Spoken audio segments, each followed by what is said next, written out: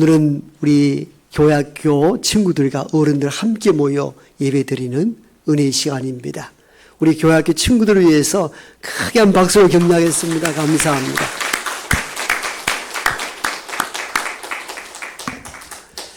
옛 어르신들은 10길 물속은 알아도 한 길 사람의 마음속은 잘 모른다 그러셨어요. 10길 이러니까 모르죠. 쉽게 이렇게 해석할게요. 10m 넘는 물속은 볼 수 있어도 몇 센치 안 되는 마음속 들여다보기 어렵다는 그런 말씀입니다. 사람의 마음속을 헤아리는 것 참 어렵습니다.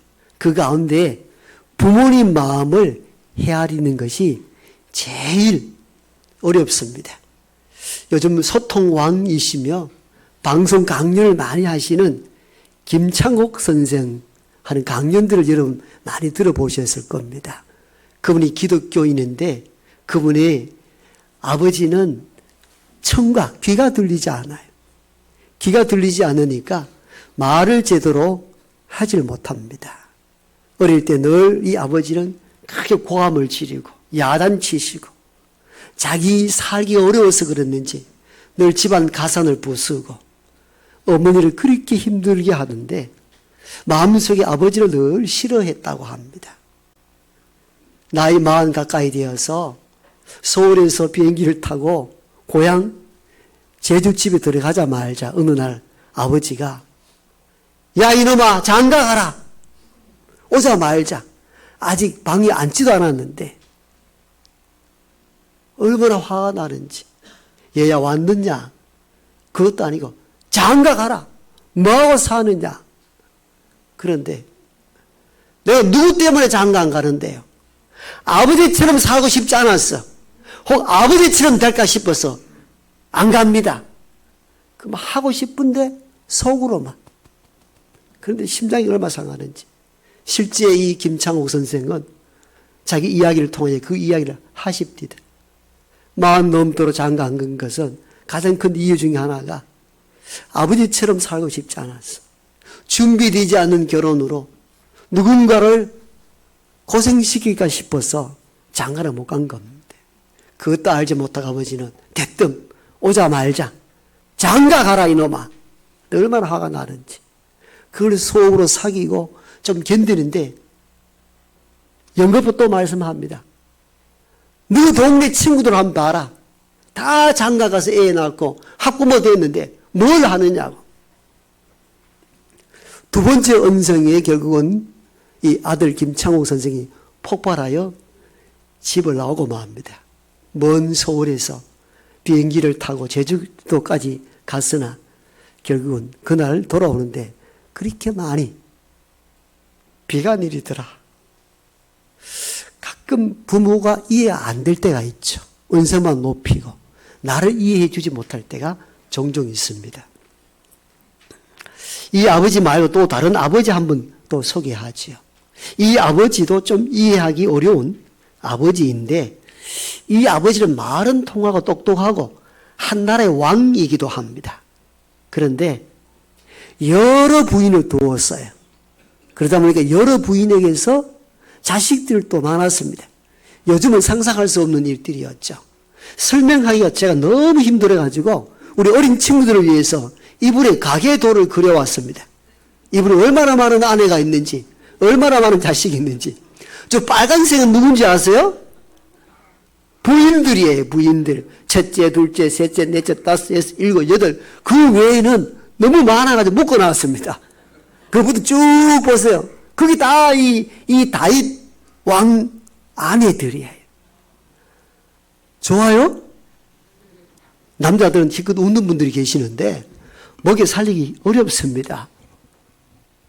다윗 가게가 이렇게 복잡해요. 그 다윗이 첫 번째 아내에게서 얻은 첫째 아들을 너무너무 귀하게 여겼습니다. 그 첫째 아들 이름이 뭐예요? 보니까 암논이죠. 근데 암논이 셋째 어머니, 셋째 새어머니에 낳은 딸 다말을 마음에 두었어요. 결혼하고 싶은 마음이 들었어요. 그래서 암논이 깨를 부렸습니다. 친구의 잘못된 교훈을 받은 거죠. 내가 동생 다말을 좋아하는데 어떻게 하면 좋으냐 그랬더니 친구가 침상에 누워서 병들었다고 하라. 그럼 아버지가 올 것 아니냐. 그럼 아버지가 오면은 동생 다말에게 음식 요리해달라고 좀 부탁을 해라.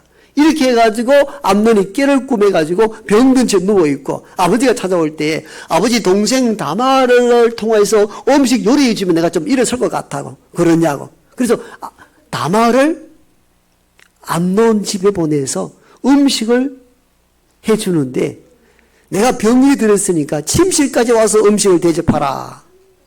그 침실까지 찾아갔다가 이 동생 다말을 성폭행하기 시작합니다. 세상에 있을 수 없는 어쨌든지 아버지가 같은데 이복 여동생을 성폭행합니다. 그러면 책임을 져야 되는데 성폭행하고 난 뒤에는 쫓아내버립니다. 책임을 지지 않았다는 겁니다. 근데 아버지가 이 사실을 알았어요. 세상에 아들이 딸을 성폭행한 사건이가 얼마나 노화했겠습니까? 그런데 성경을 자세히 읽어보니까 분노했다는 것 이외에 어떤 조치도 취하지 않았어요. 가만 냅둬버린 거예요. 이 아버지가. 그런데 가장 화가 난 사람이 누구였겠어요? 여러분, 저 그림을 보면 동생 다말이 강간당하였을 때 가장 화가 난 사람은 누구였을까요?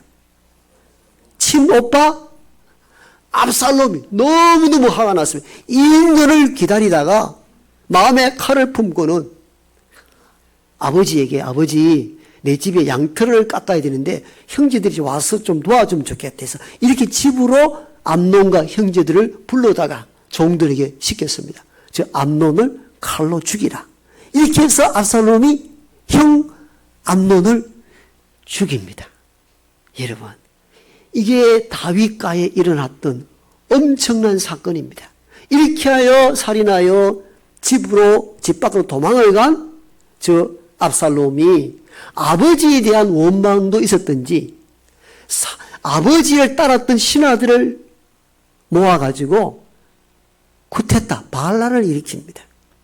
그러자 아버지 다윗은 왕궁을 탈출하여 멀리 도망을 가고 왕궁에는 아버지의 후처 부인들만 남겨두었습니다. 이 틈을 타서 왕궁으로 뛰어들어온 저 압살롬이 아버지 후궁들을 백주대낮에 성폭행하기 시작합니다. 완전 막장 드라마입니다. 여러분, 이런 드라마를 요즘 했다면은 시청자들이 방송사에 연락해서 야단 냈을 것입니다. 이런 말도 안 되는 일을 어떻게 작가가 이렇게 이런 글을 쓰느냐고. 여러분 보세요. 오빠가 동생을 성폭행하고 또 동생이 형을 죽이고 이 아들이 아버지 반란을 일으켜서 왕을 쫓아내고 빈 궁에 부인만 남았는데 그 아들이 아버지의 후부인들을 다 성폭행합니다. 이렇게 해서 아들 압살롬과 다윗 왕 측근들이 전쟁을 벌이기 시작합니다. 그런데 우리가 정말 이해할 수 없는 부분이 뭐냐면은 이 다윗 왕은 자기를 도와서 압살롬을 치기 위한 장군들에게 이렇게 말합니다. 장군들, 전쟁 중에 있을 때에 압살롬을 너그러이 대우하라. 이렇게 명령을 내립니다. 압살롬을 잡아야 나라가 서고 왕을 차지할 수 있는데 압살롬은 너그러이 대우하라는 겁니다. 어떻게 싸우라는 겁니까? 말도 안 되는 전쟁이 시작이 된 거고 전쟁의 상황을 보고할 때마다 다윗 왕은 이렇게 이야기합니다. 전쟁의 상황이 어떠한가 묻는 게 아니고 압살롬은 평안하냐 이렇게 묻는 거예요. 여러분 이해가 됩니까? 지금 압살롬 이 아들을 잡아야 반란군들을 제압하고 다시 왕권을 회복할 수 있는데 압살롬은 평안하냐고 묻는 거예요. 말도 안 되는 사건들이 계속 일어납니다. 결국은 다윗의 충신 요압 장군에 의해서 압살롬이 죽임을 당하게 됩니다. 전쟁이 그치게 되었고 이 기쁜 소식을 달려와서 다윗 왕에게 알립니다. 왕이여 압살롬을 죽이고 반란군을 제압했습니다. 그런데 기뻐하는 것이 아니고 다윗이 오늘 하윤이가 읽었던 이 대목으로 말합니다.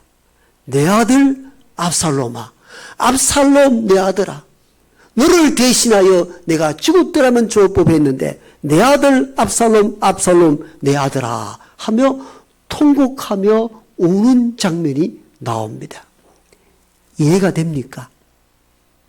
여러분, 그러자 이 왕의 울음소리를 들었던 자기를 따랐던 장군들과 병사들이 성문으로 들어올 때 다 고개를 숙이고 들어왔다.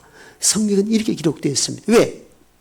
승리에 기뻐해야 되는데 왕이 기뻐하지 않고 적이었던 압살롬 죽은 것에 대하여 내 아들 압살롬아, 압살롬 내 아들아가 울고 있으니까 어떻게 고개를 들고 병사가 들어올 수 있겠습니까?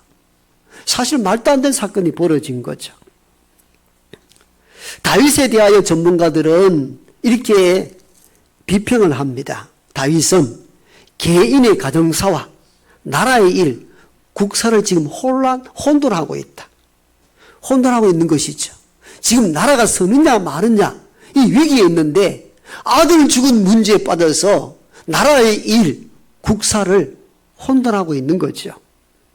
왕은 한 나라의 통치자로서 개인을 넘어서 백성의 마음을 다스릴 줄 알고 나라를 통치해야 되는데 그는 가정사에 빠져가지고 나라 일을 뒤로 미루고 있는 거예요. 즉 왕은 공적 책임을 망각한 것입니다. 여기에 분노한 인물이 있었습니다. 이래서는 이 나라가 바로 설 수 없다고 판단한 장군 요압이 다윗 왕을 찾아갑니다. 이렇게 해서 나라가 안 되겠다 싶었던 거죠. 그게 사무엘하 19장에 나옵니다. 집에 가서 읽으십시오. 간단히 정리합니다. 요압이 다윗 왕에게 울고 있는 다윗 왕에게 찾아가서 이렇게 건면합니다. 왕이 지금 이렇게 울고 있는 것은 목숨을 바쳐 전쟁을 벌였던 군사들을 부끄럽게 하는 일이요. 멈추시오. 두 번째, 그러면은 당신의 아들 압살롬이 살고 우리가 죽는 것이 옳다 말입니까? 그건 나라에 대한 이적 행위입니다. 세 번째, 만약 왕이 계속하여 압살롬을 이렇게 대하여 울고 불고 한다면은 앞으로 반역자가 또 일어날 것입니다. 정확한 문제를 지적하자 다윗이 울음을 그치고 왕의 자리에 올라 국사를 통치했다는 내용들이 사무엘하 19장에 있습니다. 요압의 지적은 정당하고 옳았습니다. 한 나라의 지도자는 개인 가정사에 매이면은 국사, 나라 일을 돌보지 못합니다. 이런 위기는 현대사에도 많이 나타납니다. 그러므로 지도자는 나라를 볼 줄 알고 백성들의 안위를 통제하고 통솔할 수 있는 힘을 가져야 됩니다. 그런데 다윗은 이걸 지금 놓치고 있는 거예요. 가정사와 국사를 혼돈해 하고 있는 거예요. 이렇게 해서 다윗의 이 평가에 대해서 많은 이들이 비평을 가한 것입니다. 그런데 저는 이런 비평도 옳지만도 어버이 주일을 맞이하여서 왕으로서의 다윗에 대한 평가가 아니라 아버지로서의 다윗을 한번 보자는 것입니다. 왜 그렇게 울었던지, 살인자이며 성폭행범이며 아버지 앞에 반란을 일으켜서 아버지 후궁을 범하는 상상할 수조차 없은 극악 범죄한 이 아들이 죽었다고 했을 때 다윗은 왜 그렇게 울었던가? 이 부분을 한번 살펴보자는 것입니다. 첫 번째, 다윗이 아들을 향하여 울었던 그 이유는 부모는 자녀가 범죄자라 할지라도 부모에겐 여전히 소중한 자식이라는 것입니다. 이 부분을 우리가 놓치지 말아야 합니다. 압살롬은 분명히 마땅히 범죄하여 죽임당해야 될 범죄자이지만도 아버지인 다윗의 눈에는 범죄자로 보이는 것이 아니라 그래도 아직 내 자식이라는 것입니다. 내 자식이라는 것. 세상은 범죄자로 낙인 찍는다 할지라도 부모의 마음은 그렇지 않다는 것입니다. 1992년에 발간된 책 사형수 어머니들이 부르는 통곡의 노래라는 책이 나왔습니다. 이 책은 사형수로 언도받고 옥에 갇혀 있는 이들을 교화 보살피는 사역을 했던 박삼중 스님이 쓰신 책입니다. 종류는 다르지만도 저는 이분이 어떻게 사역했는지, 사형수를 어떻게 돌아봤는지 그 내용 궁금해서 1, 2권 다 책을 사서 봤습니다. 그 가운데 한 대목입니다. 한 사형수의 어머니에 대한 이야기가 잘 기록되어 있어요. 살인 강도로 사형을 언도받은 아들이 있습니다. 아들이 사형 언도받았다는 사실을 알았던 가난했던 이 어머님은 집안을 정리하고 교도소 가장 가까운 곳에 새빵을 얻기 시작합니다. 그리고는 낮에는 잔치집이나 일이 있는 집안에 가서 허드레로 다 물에 봉쇄해 줍니다. 내 아들 지은 죄를 그것으로도 갚을 수 있다면 갚겠다는 마음이었습니다. 그게 어머님 마음이셨습니다. 추운 겨울에도 방에 불을 넣지 않았습니다. 내 자녀도 내가 잘못 가르쳐서 사람을 죽여 저 옥살이하여 저 찬방에 지내는데 내가 어찌 따뜻한 방에서 지낼 수 있겠느냐는 것입니다. 이리하여 결국은 이 어머니는 교도소 근처 새방에서 일생을 보내다가 죽음을 맞이하게 됩니다.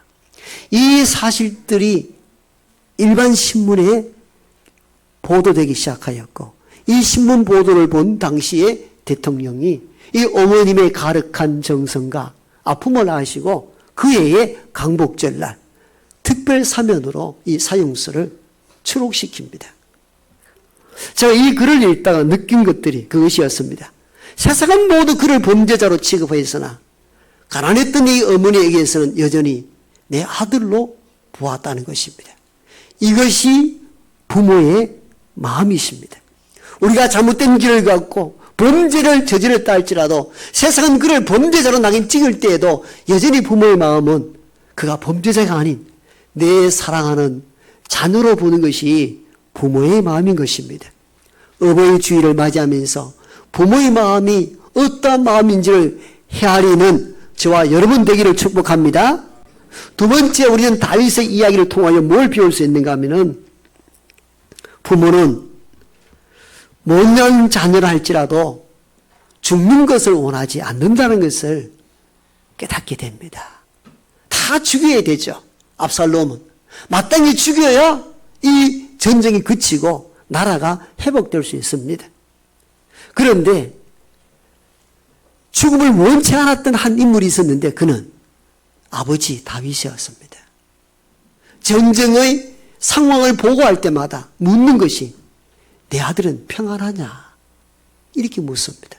있을 수 없는 이야기지만도 부모로서 봤을 때는 이해가 되는 대목들입니다. 이것이 사실 하나님의 마음이기도 합니다. 에스겔서 33장에 보면은 그 시대에 범죄하여 회개치 않는 자들에 대한 심판을 선고하고 난 뒤에 하나님은 에스겔을 통하여 하나님 본심, 자기의 마음을 드러내십니다. 이렇게 말씀합니다. 하나님은 주 여호와의 말씀이 나의 삶을 두고 맹세하노니 나는 악인의 죽는 것을 기뻐하지 아니하고 악인이 그 길에서 돌이켜 떠나 사는 것을 기뻐하노라. 아멘. 하나님의 마음이 어떻다고요? 악인이 심판받아 죽는 것을 원하는 것이 아니라 악인이 그 길에 떠나 사는 것을 내가 원하노라. 이게 하나님 아버지의 마음이시고 이 땅을 살아가는 모든 부모님의 마음이십니다. 이 부모님의 마음을 헤아리는 우리 모든 자녀가 되기를 원합니다. 세 번째, 우리는 이 다윗을 통하여 부모의 마음이 어떠한가를 알 수 있는가 하면은 아무리 못난 자식이라 하더라도 그 자식 대신에 내가 죽었으면 하는 것이 부모의 마음입니다. 내가 죽었으면 하는 것. 다윗이 그렇거든요. 오늘 본문 가운데 압살롬이 죽었다는 보고를 받았을 때 차라리 너 대신하여 내가 죽었으면, 그 대목이 33절에 나오잖아요. 너를 대신하여 내가 죽었으면. 그런 범죄자이잖아요. 마땅히 죽어야 마땅한 인물이잖아요. 그럼에도 불구하고 자식 대신에 내가 죽었으면 하는 것이 부모의 마음임을 우리는 이 본문을 통하여 깨닫게 됩니다. 그럴 때가 많잖아요. 자녀가 병이 들었을 때 부모님들은 내가 차라리 병 들었으면 좋겠다는 마음입니다. 이것이 우리를 키우고 양육한 부모의 마음인 줄 믿습니다. 마지막 네 번째, 다윗을 통하여 우리는 어떤 부모의 마음을 읽을 수 있는가 하면은, 부모님은 자녀들이 항상 평안하고 잘 살았으면 하는 마음이 있어요. 그래서 전쟁의 소식을 들을 때마다 다윗이 물었던 것이 뭡니까? 압살롬은 평안하뇨? 이게 부모의 마음입니다. 우리가 집을 나가거나 소식이 끊겼거나 종종 아이들이 보이지 아니할 때에 부모의 마음은 어떻습니까? 아이들이 잘 있는가? 내 안위보다 자녀들의 안위를 먼저 보살피는 것이 부모의 마음이십니다. 오늘 어버이 주일입니다. 아마 부모 어버이날에도 뭐 이런 꽃도 달아주고 용돈도 드리고, 너네가 잘 커서 우리 부모님 집도 사주고 차도 사드리고 좋은 곳 또 용돈도 많이 드리고 이런 꿈도 꾸잖아요. 그죠? 우리 자녀들이 이런 꿈 꾸셔야 됩니다. 아는 좀 하소. 저를 보시고요. 그런 마음을 가져야 돼요. 그런데 저는 오늘 여러분 그런 부담 지우도록 말씀하는 게 아니에요. 그런 엄청난 것만이 부모에 대한 효가 아니고, 오늘 본문에 나오는 다윗의 마음을 읽어내는 것, 즉 부모의 마음을 헤아리기만 해도 되겠다 싶어요. 그 마음, 부모는 어떤 마음으로 살아가시는지. 사실 효의 출발은 부모의 마음을 헤아리는 데서 출발합니다. 우리 자녀들 잘 들으셔야 돼요. 효는 엄청난 것을 뭐 해드리는 건 아니에요. 우리 엄마 아버지는 어떤 마음으로 사셨을까? 이걸 한번 헤아려 보는 것. 이게 효의 출발이고 효의 마지막입니다. 앞에 설명드렸던 김창옥 선생 이야기를 이어갑니다. 그분은 도대체 자기 아버지를 이해하지 못했습니다. 30-40년 서울 살면서 대화 한번 제대로 나눠보지 못했고, 서울로 유학 갈 때에 고등학교 졸업하고 유학 떠날 때 가장 마음이 아팠던 것은 어머니였다고 합니다. 나 떠나면은 어머니는 아버지에게 더 많은 혹독한 시련을 받으실 터인데, 그래서 지금도 어머니에 대한 빚이 많다 말하면서 그 짐에서 자유롭지 못하다 하더라고요. 나 떠나고 난 뒤에 어머니가 더 많은 고생을 하셨을 텐데 어떻게 사셨을까? 그게 늘 고민이 되었다고 합니다. 그러니까 아버지가 너무너무 싫은 존재였던 것이죠. 그러나 자기도 아버지 나이가 되고 하다 보니까 철이 들어서 고향에 가면은 아버지께도 용돈을 꼭 드렸다고 합니다. 그런데 한 번 딱 드리고 안 드렸다고 합니다. 왜? 드리자 말자 동네 술집을 찾아가고 도박에 다 쓰더라는 겁니다. 이 돈 들여봤자 술 먹고 도박질 하는데 안 되겠다 싶어서 어머니에게만 용돈을 많이 드리고 아버지에게는 용돈을 한 번도 드리지 않았다고 합니다. 그런 어느 날 이런 생각이 들더라는 거예요. 아버지께서 즐겁게 사신다면은 동네 술 좀 드시는 거 어떻겠나 해서 그 이후부터는 다시 용돈을 아버지에게도 똑같이 드리고 왔다고 합니다.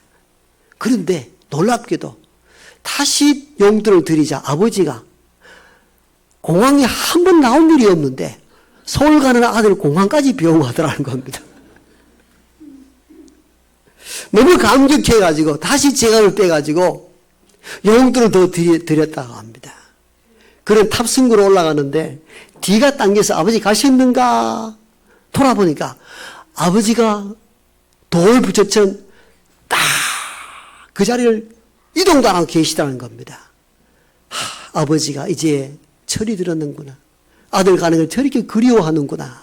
그래서 마음이 찡해서 자세히 봤는데 아버지가 돈을 세고 있더랍니다. 이 아들이 아버지 드린다고 은행 가서 신권을 받고 왔는데 신권은 붙어 잘 안 떨어지잖아요. 그걸 침발라가면서 하나 둘 세고 있더라는 거예요. 그럼 그렇지 내 아버지가 바뀔 수는 없지. 약간 실망스러운 모습으로 돌아서렸는데 아버지도 아들이 가는지 안 가는지 생각하고 돈만 세다가 이제 탁 돌아서는데 뒷모습이 보이더라는 거예요. 그런데 어깨가 완전히 불균형이 이렇게 되어 있더라는 거예요.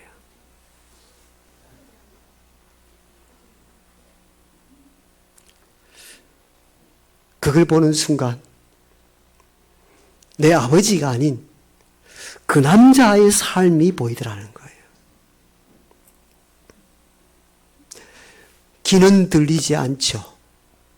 말은 제대로 할 수 없죠.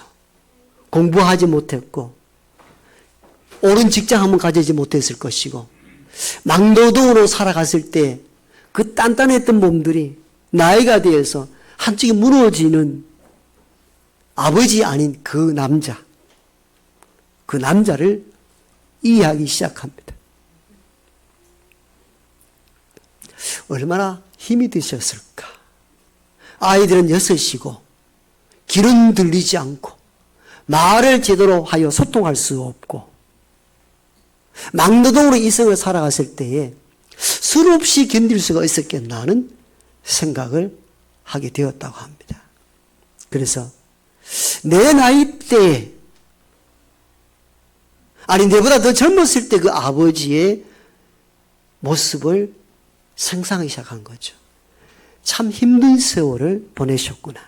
그냥 내가 보기에는 술 먹고 집안 가산부 쓰고 폭력을 행하던 그 아버지의 뒷모습을 통해서 한 세월 살아오는 동안 쉽지 않은 세월을 그 남자도 살았겠구나 하는 생각이 들자 아버지에 대한 생각들이 바뀌기 시작하더라는 것입니다.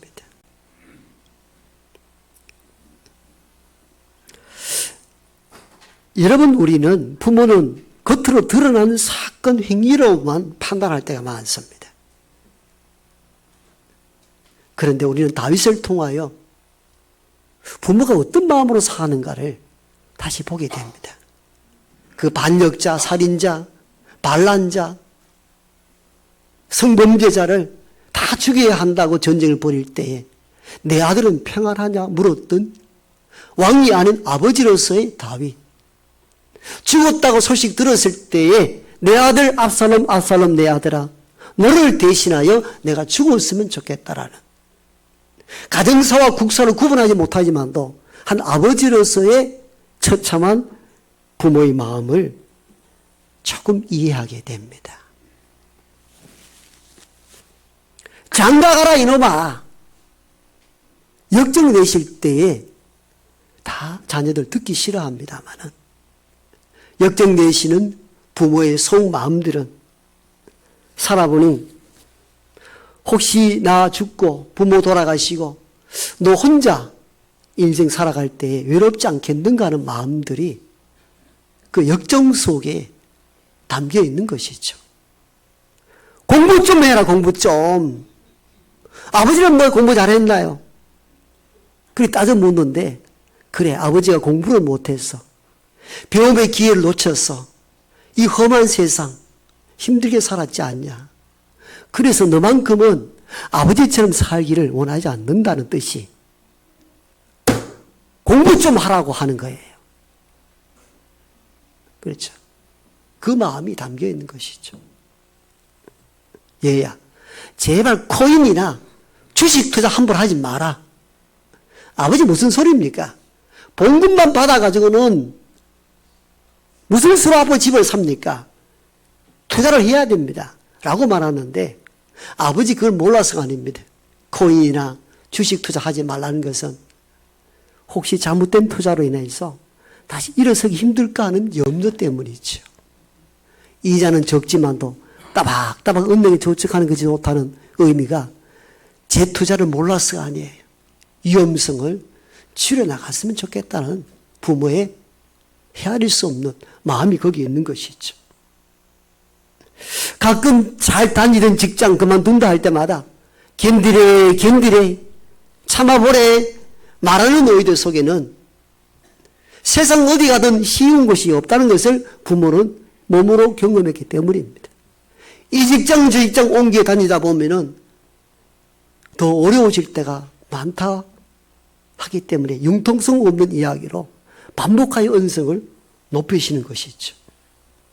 역정 내시는 부모님이 왜 그런 말씀 하시는지 자식들은 부모의 마음을 깊이 헤아릴 수 있기를 원합니다.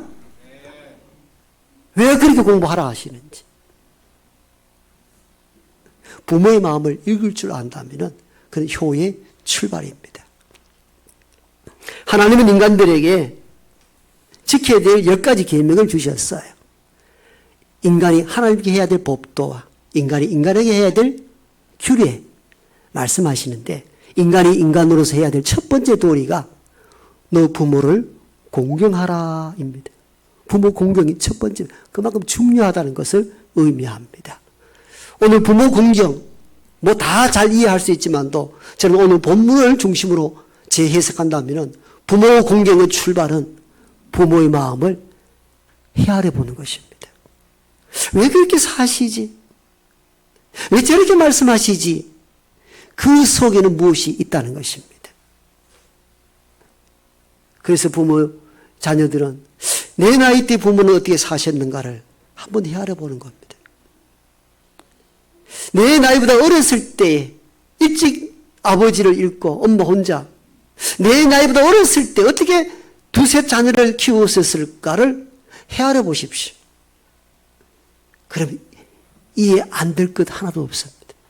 그때 우리 속에 참 아버지 어머니에게 내가 잘해 드려야 되겠다는 효의 출발이 가능해집니다.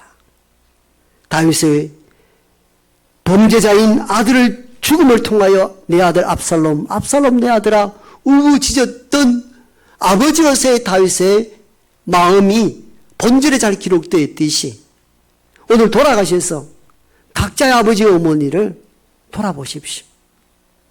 그렇다면 우리 마음속에 진지한 마음들이 생겨나기 시작하게 될 것이고, 이런 마음들이 있을 때에 참 효로 부모 공경으로 나아가게 될 것입니다.